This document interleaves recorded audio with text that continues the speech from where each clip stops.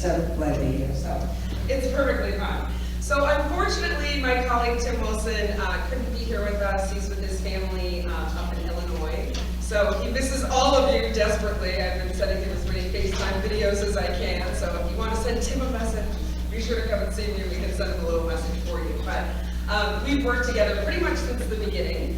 And a lot of the things that I'll be sharing with you today are really collaboration between some of the surveys that we've run and just general industry data. So we've got 45 minutes, I think, right? Okay, so I'm going to try to be exactly on time for you. And Chris, if you can give me a 5 or 10 minute warning, perfect. So I don't go over. So as you heard, I think I've met most of you that are in the room today, but I've been involved in the travel industry as previously stated for quite a long time. So I've seen the whole evolution of where we were back when we started all those years ago when I started with BetterRentals.com. And I'd like to set the tone when I do presentations and really just talk about a couple of things that I like to keep in mind, both as being an innkeeper attending a conference and then being a vendor as well. And I started to put this, I love that you're taking a picture of this. This means you haven't been at one of my presentations recently. So this has been in here for several of my recent presentations. And part of the reason for that is I initially put it in when I was talking about some of the challenges that we had dealing with Google and some of the algorithm changes that they've had. But it's become so appropriate in so many different levels because as we continue to evolve as an industry, I read this a little bit differently than it's stated here. I say a successful human is one who can lay a firm foundation with the bricks others have thrown at them. And as an industry, we could have never anticipated all of these bricks that have been thrown at us over the years, but it's what we've built and what we've come together and what has come out of this that is really remarkable and an honor, really, to be a part of.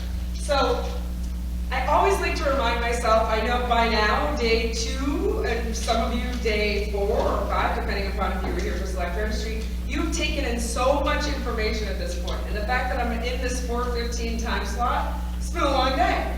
So I'd like to remind myself, and you as well, that even if you take one piece of knowledge, one little slice out of anything that happens here this afternoon, that's a win.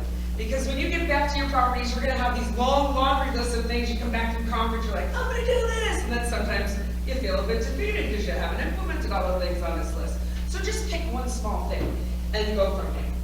And remember that whenever I'm speaking about marketing or anybody in these sessions, that I've said this from the beginning, that one size doesn't fit all. What works for one in may or may not work for another. But the fact is, testing it, seeing what works for you, and then making choices based off of your performance is what it's all about. So, for those of you, how many of you are aspiring? Do we still have some aspiring with us? Awesome, fantastic. I like to put a little bit of history and a little bit of perspective before we jump in, and where we've been as an industry. And as you can imagine, or maybe can't, that it really wasn't that long ago when we were still talking about 800 numbers and travelers calling properties. It always makes me think of one conference that we were at where a woman, Mary Hughes, who's been in the industry for a long time, who's in Canada, stood up and said, now make sure your 800 numbers work for Canadians as well as US. Because sometimes if you're in Canada and you call a US number, and I was like, that really wasn't that long ago, especially if I remember it so vividly. So yes, we have come quite a long way in a short amount of time. And also, really, when I started back in the industry, there were guidebooks. The internet was truly just coming about, right? So what we dealt with, and when I think about travelers booking direct, one of the things that is so crucially important to us as an industry is that the traveler who is booking direct with you truly needs to know, what are they booking? What type of lodging am I booking? Because if they're booking a hotel direct, they pretty much have an idea. But thanks to the evolution of our industry, there's been a lot of confusion over the years about what a true bed and breakfast is and what it means to book one. So, I put this in here from a previous presentation that I did.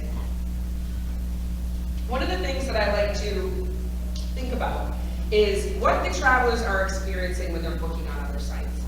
So Airbnb, from the beginning, I've really looked at it as an opportunity for us to connect with travelers who may or may not have thought of staying at a professional bed and breakfast. So when they first launched the site, they had a checkbox where you as a property could just click a box, and whatever type of property you were, you could become a bed and breakfast on the site, right? So as all of us have experienced, when you're out, someone says, oh, I'm staying at B&B, and then they start explaining where they're staying, and you're like, that's actually not a traditional professional bed and breakfast, that's a vacation rental. That's all because of the evolution of the short-term industry and how it's affected us. So they took that checkbox off for a bit, and then they added it back on, not too long ago, about a year and a half ago. So I did a search, I live in Austin, and so I did a search for bed and breakfast. And what's interesting is you can see on these listings, at the top of the listings, it says bed and breakfast, right? I did a search for a bed and breakfast, these were the results. Clearly, not great results for a bed and breakfast search. And I clicked on the second one, room to crash your head. This is what came up for the photos. I'm thinking, okay, I'm a traveler, I'm staying at a bed and breakfast, what does this mean? The fact is, oh yes, this was the listing. You could stay with this lovely gentleman, and he would drive you around and run errands while you're staying at his quote-unquote bed and breakfast. So, why am I telling you this now? And how does this, oh, it gets better. If you click through, he was like a car salesman, yeah, it was something else. But, the reason why I kept this is for a couple of reasons. One, the misconception of what a true bed and breakfast is, and making sure that the guest understands what they're booking, especially if you want to, can have them book with you directly. So, where are we now? I just looked this up right before I had come in earlier doing my presentation, because I wanted to see, does Airbnb still have that checkbox? Can you just be a bed and breakfast? From what I could find, there is no longer, and if someone else can find it and say that it's different, I would be fascinated. I could not find a bed and breakfast filter on Airbnb today. So what does that tell me? A couple of things. One, I think that they might also be trying to be more specific to the traveler. So if you look here, it shows types of places. They've narrowed it down. Entire place, private room, hotel room. I think part of that is because of the acquisition of Hotel Tonight. So I think they're focusing more on the true property types, although their name is still Airbnb, so B&B is still in there. But I thought that was interesting that they had taken that classification off of there. Also, the reason why this is important is because when we think again of travelers going out and searching for bed and breakfast, there was a time in our history as an industry where there were several resources where a traveler could go and knows, I am looking for a professionally run bed and breakfast. I know if I go to this site, the results are going to return that for me. And that has certainly changed. With bedandbreakfast.com no longer being in existence and now being rolled up into the RBO, it was a very large company for many years and many travelers used it as a resource. So now when they type in bedandbreakfast.com, they immediately get rerouted to Vrbo vacation rental site. What's fascinating to me today when I went to the site, what they haven't done is they are continuing to use the word bed and breakfast on Vrbo as an expected experience for the traveler who was previously going to bedandbreakfast.com. So when you go there, it says bed and breakfast on Vrbo, and you're like, okay, cool. Maybe they're finally going to explain to the traveler what they're booking. No, not the case. Because you'll see at the top there, it says bed and breakfast, South Carolina. What does it say directly to your left? Search 24 vacation rentals. So, as you can see, the confusion on the traveler side is continuing. Our goal as an industry, our goal as property owners is to make sure that that guest understands what the experience is that they're booking with us, why our pricing is set where it is. This is a statistic that came out not too long ago, really when the whole book direct movement started. Chris, what year did book direct education start? Yeah, so I think it was, like late 2019, because I know it was pre-COVID, so the years as we know right now are getting a little bit mixed, but I think it was somewhere around 2019, and it really came about when a group of innkeepers were coming together and going to the legislature and trying to fight for our right to have a link to our websites on the Google search, right? So that's when that came about. And so this statistic here has always really driven me when I'm thinking about the traveler experience. Because when they go to Google and they ran this survey, 70% of the travelers think Google's book a room button goes to the place that they're trying to book a room. Wouldn't you think that as well, right? But in fact, it's not always the case, as we know. So we have just run a recent spring innkeeper survey. I actually had it close on Saturday, hoping that I would have enough statistical data to be able to share. I'm going to extend it a little bit longer so we can get some more innkeeper feedback. But what's fascinating, I've been running these surveys quarterly, really since COVID hit. Previous to that, since 2008 when the recession hit and I was working at bettermarkets.com. So I have a lot of data that I can go back and compare. And what's interesting is, so I asked properties, are you currently participating with a third-party reservation service such as Expedia? So really no surprise, most properties are. And I would always recommend, don't put all your eggs in one basket. Should you list with OTAs? Absolutely. How much inventory are you giving them? Are you giving them, times when you're just not busy, whatever it is, it's what works for your property. But are you ever going to 100% get rid of and not use OTAs? I would say probably not. But certainly minimizing the amount of reservations and the amount of inventory that you're giving them, because you're increasing the amount of direct bookings, is 100% a possibility. And it's what we've been seeing happen in the industry. So here, I asked innkeepers, of your reservations, what percentage are booking direct on your website versus through those commission-based sites? So this is fresh data that just came in over the last few days. And what is really, what's exciting to see here is that those direct bookings are in fact increasing. Every innkeeper that I've sat down with and spoken to while I've been here at the conference is saying that same thing. So, we know that more travelers are booking direct. Why are they booking direct, and how we can have them book more bookings with us direct is what we want to get to today. So one thing I wanted to put in here too, because I think it's important that we don't forget this, and I love that the keynote touched on this and had some of those recordings from some of those sample calls that he made to inns. And it's amazing, being at the inn, that was one of my biggest challenges, was making sure if I was answering the phone, I knew that I could control what I was saying to the guest and how I was booking that reservation. But anybody else who was on staff, even if it's just you and your partner who are running your inn, one might be really great at the phone, one might not be so much. But we know that travelers, and you're experiencing it at your inns, are continuing to call because they have questions, especially during the pandemic. They want to know, what are you taking for safety precautions, things like that. So the importance, it's funny, I did a webinar probably, 12 years ago, that was how to increase your telephone reservations. And I never thought in the year 2022 that maybe we'd bring that back and do it again. But I think it could absolutely be relevant based off of the number of calls that are coming into properties.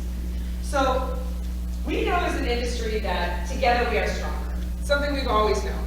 And I think this is one of the things that was most exciting when we were going through and the Book Direct education site first came to be. And this was something that was brought together, Apron Internet Services brought it together with, at the time when PI and AIHP were separate associations, they came together and they created this movement, this Book Direct movement. So this was the 5th year that there was the Book Direct Education Day. And that just happened on February the 2nd. I love all those twos up there. And so what was really cool to watch is the participation throughout the industry. So a couple of things, I asked them to go back and grab me some of the cards. So there are so many ways that you can participate and educate your guests. There's a lot of state associations now, I'm going to show you some examples, that have put Book Direct programs in place so that you have things that you can leave for your guests and communicate the importance of booking direct. She also left some buttons here for me, so I'll leave them for you at the back. But what it's all about is educating the guest on why they need to book direct, right? And, you know, we've seen this happening with, you know, guests wanting to cut out the middleman. They want to help small businesses. You know, at the beginning of the pandemic, it was all about, what can we do to help? We can't book a stay right now, but what can we do? We can buy a gift certificate, we can do this. So we know that this is the environment that has been born of the last 2 years. And it's something we can absolutely tap into, but how can we do a good job at educating the guests? So this is an example of the Oregon Bed and Breakfast Association. This is part of the initiative that they put into place for the Book Direct and Save Day that happened on February 2nd. And I was originally supposed to do this session with the previous president of the Michigan Bed and Breakfast Association, and I'm going to share with you some of the things that she had shared with me before she decided to retire and finish her novel. So we'll share some of those. So this is one of my favorite quotes of all time. And I have this, again, spread throughout many of my different presentations because it's so applicable in so many different cases. And, you know, the single biggest problem with communication is the illusion that it's taking place. We don't think that we're communicating properly, right? We think that, okay, what I'm saying is making sense and you're taking it in. It can be challenging just in a standard conversation. Never mind when you're trying to have this conversation digitally. So, some examples of what we saw as successful. So Sandy White is the woman who I was just mentioning from the state of Michigan. And they did a really great job with their state association and really providing the tools that their members needed to help educate the guests who were coming to stay in their properties. So this is just a blog that she had written and they had put together. But they really got involved in the whole Book Direct campaign early on. So I'm going to see, I have a little video I wanted to share with you, and this is something that they had put together. So let's see if I can get it to play.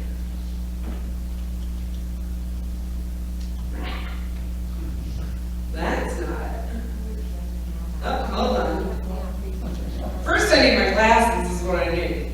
This is a new thing for Janice. I refuse to still think that I need these glasses. I'm always like, I can't see. Oh, they're on my head. They're over there somewhere. So I don't think it'll play, but that's fine. It's a 2-minute video, and I can send it to you. I'm going to give it one more whirl.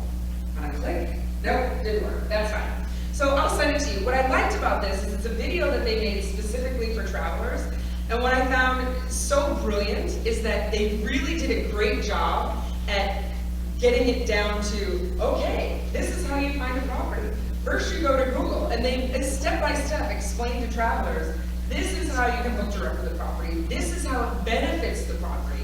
And it was just fantastic, and it's a quick 2-minute video. So I'll make sure when they send the presentation that they also send that link as well, so you can see it. This was also, let me go back just a minute. So these are cards similar to what the Book Direct Education Committee put together to leave in the rooms. This is what the state of Michigan did.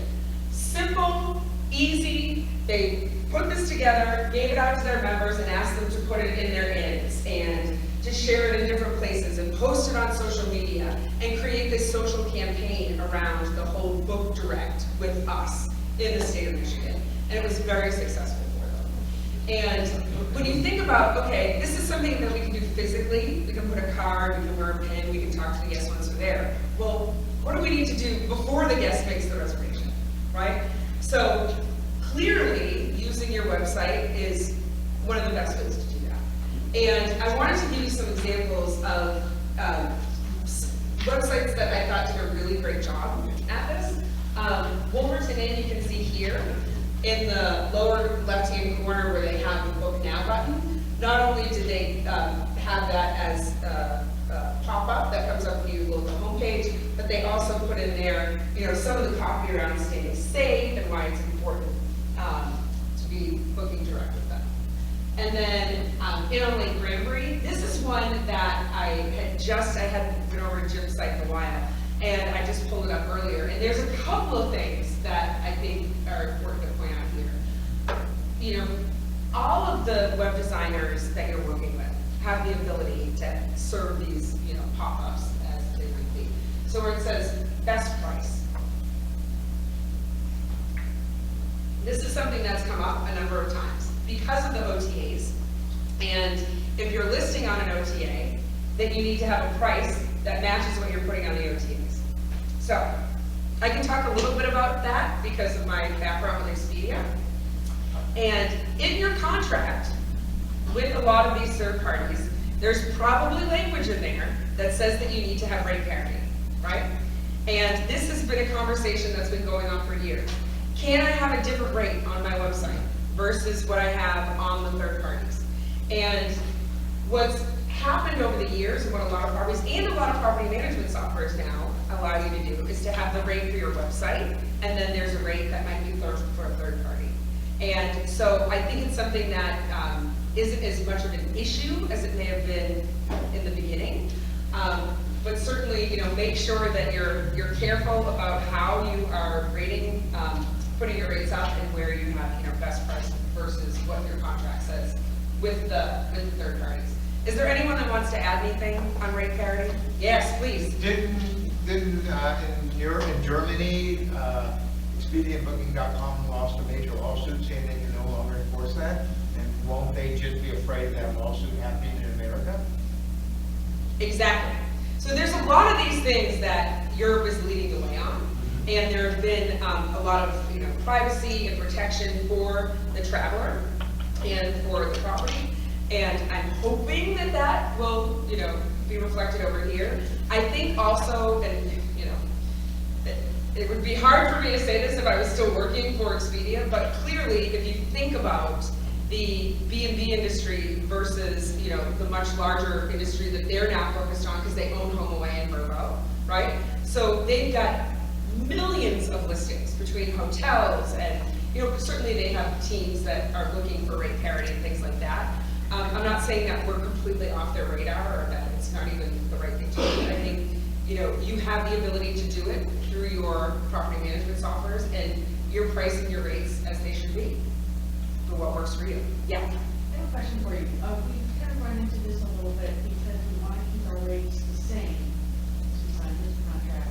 But when people book directly through us, in addition to the sales tax and room tax, we put a 5% gratuity on. And if we were to do that with the OTAs, our rates would be 5% higher. So I'm thinking, could we post a rate on our site? And so what happens is the people that book on the OTAs don't pay a gratuity because we have a breakfast server and the housekeepers that split it. So could we just lower our rate by 5% so that our rate is always the same? I would say yes, because people will say, oh, but it's 5, or they don't know it's 5%. They go, it's a little bit higher on your website, and I say that's because we put a gratuity on. I said you don't have to pay your gratuity if you don't want to, and most people are fine with it. But most people, I don't think would even think to question. They would just automatically save the money by booking. yes. So in your case, you would absolutely want to lower it because you wouldn't want the rate on your website to be higher than what it is on an OTA. Especially because of the way that your rooms and your availability and your pricing are onward distributed to other sites. So if I'm a traveler and on Google, for instance, if they're showing your property's rate against the other OTA rates, the OTA rates are automatically going to be lower, so what's the traveler going to do? They're going to be price driven and they're going to book on the OTA, and now you're paying the commission. So I think it's important to think about and go and review your rates and see how they're being displayed across the channels and make sure they're right. Yeah. Something that we found is that Booking will check Expedia, Expedia will check Airbnb and those, but they will very rarely check your website. So when they're looking at it for the rate parity, they're looking more between the other OTAs rather than your site as well. Yeah. Please. Are they bound to the same contract? Their rates are oftentimes less expensive. It might not show to us, but to the guest it shows less expensive than what is like with the Genius program. They're offering a lower rate on the same term that your repair does. But the guest will see a cheaper rate. So that contract does not apply to them at all. Honestly, I couldn't answer it because when you start to get into these contracts, there's just so much language. I couldn't speak to it. I'm not really sure. But One of the things that I do know, and I wanted to make sure that was shared today, is that as we think about price, and we think about what the guest is experiencing and seeing all the different prices, this just came out in September of last year on one of the Focus Right articles that I had gotten. And I thought it was interesting because we've talked about price for so many years and how that affects the booking. And really, what's come into play that's even more important for travelers, and we've seen this reflected in our surveys, is that the flexibility of the booking is more important than price now. So, and you see it too on some of the OTAs where you can cancel anytime, or even on an airline now. Cancel anytime, it's this rate. You know, you can't cancel, it's this rate. So we're seeing this happen, but to the guest, to the traveler, the flexibility is the most important thing.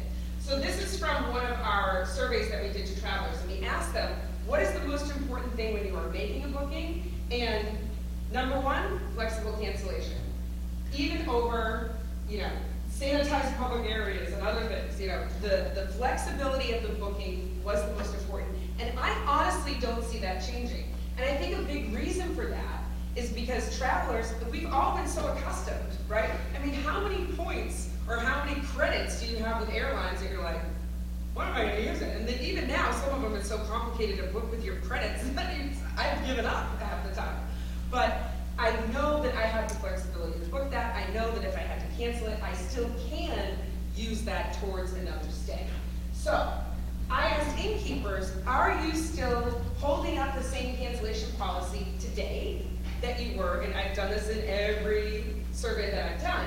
And what was a little bit concerning for me is that when I ran the last survey and I asked innkeepers, have you put back your cancellation policy, 35% said yes. And that was up 31%, so it was only 5% when I asked at the beginning of the year to the end. So I think a lot of that, could it be peak season? So you went back and said, okay, I'm going to put back, my stricter cancellation policy. Could be. But I think also, it's different all over the country. And believe it or not, in August of last year, I was speaking at a conference and we were talking all about COVID and different things that you could be doing here. And this innkeeper raised their hand and they're like, well, do I need to do any of this? Because it's over, right? And I was like, it's not really over yet, but maybe in your state it's over. So, and when we think about that, we think about where we're located as opposed to what the guest, again, is experiencing. Where the guest is from, it might certainly not be over. They might have, mask mandates, things like that. So thinking about your policies in a more broader scope, I think certainly is helpful. This is also from some of the comments that innkeepers left about what they're doing for their cancellation policy. And I bolded that middle point there because this property changed their cancellation policy from 7 days to 24 hours. What I love about this, they said they kept it in place because it hasn't been abused. So I know it can be scary. I think about the cancellation policies that we had at the Round Barn at the time, all those years ago, and how those have changed. And it can be scary, just like changing your rates can be scary. But, if it hasn't been abused, keeping it, we know it's going to increase conversion, try it. So there, my little grid overlap the top there. But I asked travelers again to rate the importance of the following items when they're making a booking online. So guest reviews, number one. This is something that, again, isn't going to change, right? We notice it. So going and looking at how are you communicating the reviews that you've got on these third-party sites, on a TripAdvisor, wherever you're collecting your reviews, on your website. Lack of published reviews and a lack of photos were the two biggest red flags for guests. So we know the power of photos, right? We've got some great photographers in the industry. I actually had an innkeeper ask me today, who should I use? And I said, well, who's available? When can you get them to your property? That's the one you should use because they're great. So we know the importance. Right here in TripAdvisor saying one photo increased 138% in travel engagement with a listing because they had one great photo. As a marketer in the industry, I can't tell you. I spoke to Kristen last night at dinner and said, please give me access to your content. Because when I'm doing blog posts, I'm getting ready to release a press release for 60 properties around the country, and trying to find great photos for those properties is incredibly time consuming. So we know the power of photos, having them important, having them accessible, even more important, and of course updating on your website. but also reviews and thinking of creative ways on your website to have them. I love this. This is Jail Hill Inn, and I love that on their homepage immediately it came up. Not only was there the review right away, but it was current. I oftentimes will go onto a site and there'll be reviews, but they'll be from 2016 or 2017. So that actually is going to, not do you any good having older reviews, so making sure they're current. And then also having the badges at the bottom of your sites, making sure those are current. If you were a bedandbreakfast.com member and you are clearly no longer a member because it doesn't exist, and you still have a badge on your website, that's linking to Verbo. To what I showed you earlier, where they're the vacation rentals. So make sure you check your badges at the bottom of your site, and that you're not sending travelers, once they're getting to your site, off of it to somewhere else. So it's so clear, when we think about booking direct, what are the benefits to you as a property? We know these answers already, right? We know that it's important that you have that direct relationship with the guest. That when they're booking through an OTA, that you're not getting their dietary restrictions or allergies or arrival times and all the things that are important to an inn, because they don't think that way. They think, okay, they're making a booking on our site, this is what we need, name, address, payment. They don't think of all of the things that we need to create the experience for the guest. So clearly, yes, that's a benefit why you want to get that direct booking. The anticipation, the direct relationship allows you to communicate pre-stay, because you have that email address. You don't have to go through whatever portal it is. So these are all obvious things, but important to keep in here, especially if you're just joining the industry or you're fairly new to the industry as well. Of course, getting feedback, booking, communicating post-stay. The most important thing here, yes, cost, less commission is important, but the data. This is something that I cannot stress enough, and I'm going to go through, and I want to get into a little bit. I've got 10 minutes, so I want to get into some of the tracking. That's important. Before I do that, I want to just also point out, when the guest is booking directly through you, we have seen the importance of any incremental revenue that you can get, especially over the pandemic. You can't easily add another room, but what can you do to increase what that room rate is and what you're getting from that one stay? And certainly add-ons have become a big part of that. And not only having add-ons or having specials and packages and selling them, but selling it through your booking platform, because we know, just based on that data there, bookings made 1 to 7 days in advance, they are 3 times more likely to have an add-on. We know that that money's there and the guest is ready to spend it, but is it easy for them to do that on your website? And we know that, this is another question that I had asked, that specials and packages are a way that APs are doing that, and deals and discounts. So 2 examples that I wanted to share because I thought they were brilliant. This is the Biltmore Village Inn, been in business for 20 years. What they did was they added on picnic lunches and charcuterie has just become so popular. I am completely, I am the person who I'm constantly eating charcuterie for my meals. But they, instead of their happy hour or their social hour that they had, they put it into a package, and now they're charging for it when the guest is booking. And I'm also that person who, when I go through the line at the store, I'm picking things off that I don't need at the end. So having it in your booking pack, making it easy for them to book, is important. Also, this I thought was brilliant. This is a property in California, and what they did, because most of you had some kind of a restriction on what you could serve for food during the pandemic. So what they found, and I've also heard a lot of B&Bs talking about this, is changing the way that you post breakfast or charge for breakfast. So what they did is they created a stay your way rate plan and making the meals optional.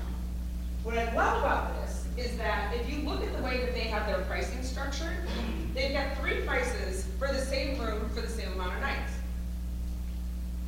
First one, stay your way, doesn't include breakfast.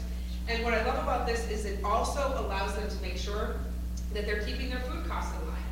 They know if a traveler, how many times are we ready to have a full house for breakfast and then only half the house shows up, right? I thought this was brilliant. This is something that they designed after the pandemic. So direct booking barriers in the spirit of time, because I know you're going to get my presentation, so a lot of this you can read through, and that's why I wanted to include some extra content.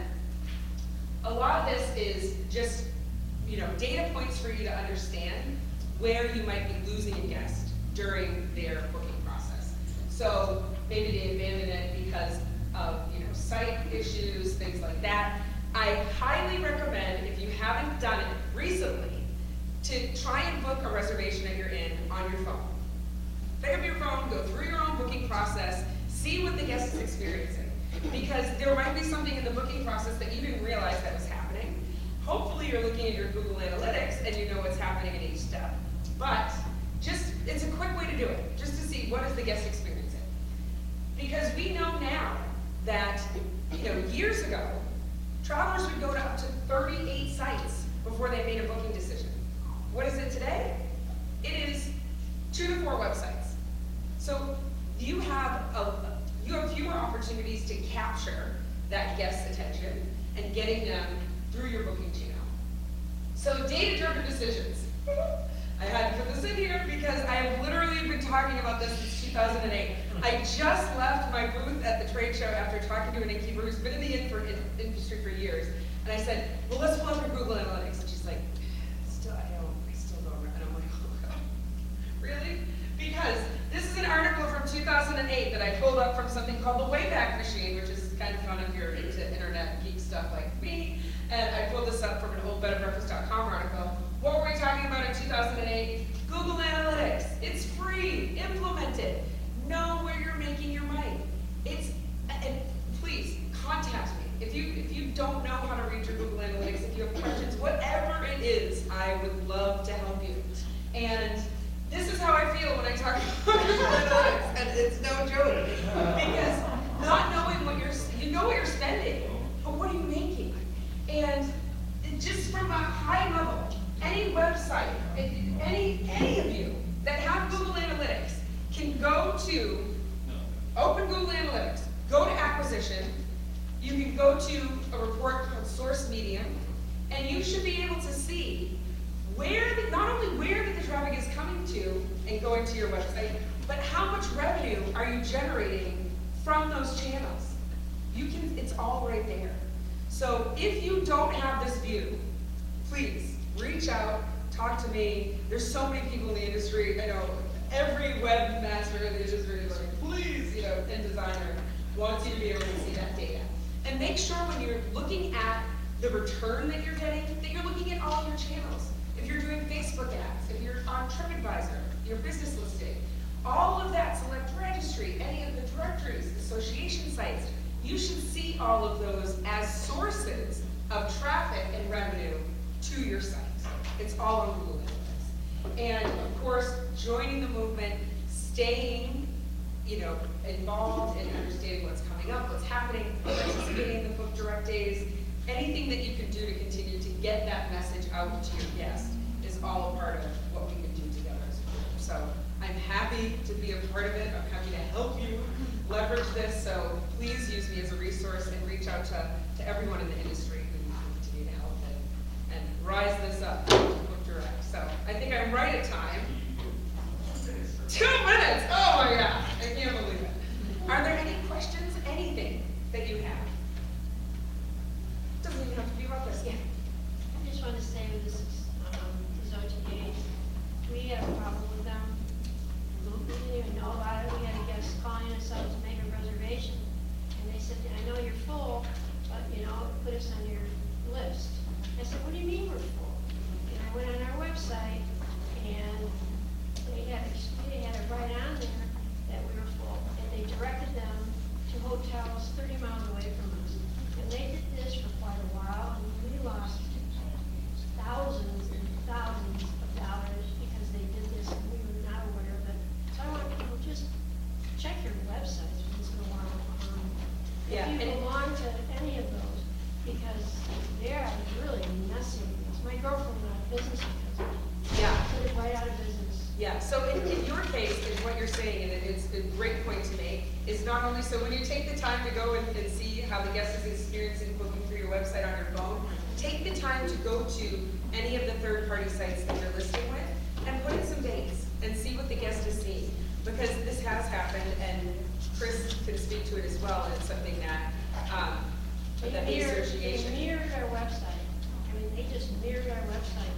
And if you go in and you look, the first 3 or 4 are all these, you know, and if the person doesn't know that you have to go down to like the 5th or 6th one to get to the website of the Yeah. property, they'll click on one of those and you'll find your property on there, and it's a mirrored image. And Yeah. you know, they directed everybody away from us. They said, nope, they're full. Yeah. That's what you did to alleviate that. Don't we Get get to it? Oh, push the button.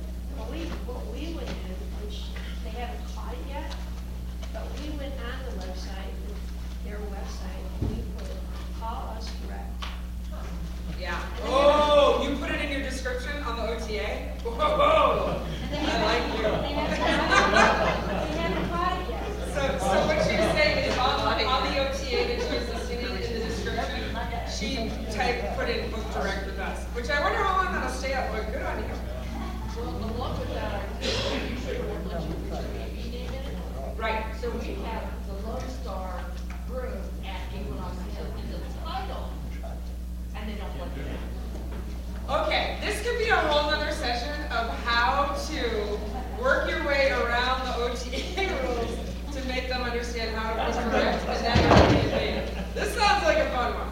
That should be on the agenda. Yeah, but it I worked love out well, because that way they go back to our website, because it's in the title of the room. Yeah, so what she's saying is, so when you're on OTAs, most of the time it's just the name of the room. And it's really challenging, I had this with Booking.com when I listed with them at the inn, is that they were forcing me to say Queen Suite. And I was like, no. I have room types, and now I have 3 of those, but then they're gonna get here and they're not gonna picture it. There was like this whole mess. So finally I got them to work with me to at least put the room name in, but I think it's brilliant that you have your property name along with the room name in the title of that room. That's really smart. I think now we're over the 2 minutes. That was good.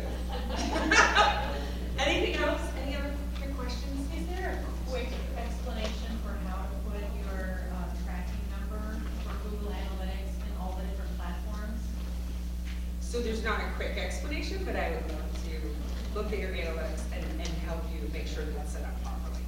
Yeah, and that's the thing with Google Analytics that we've talked about forever, is that it's free, which is great, but if it's not set up right, then what's worse than no data is bad data. So, yeah, I'm happy to look at it.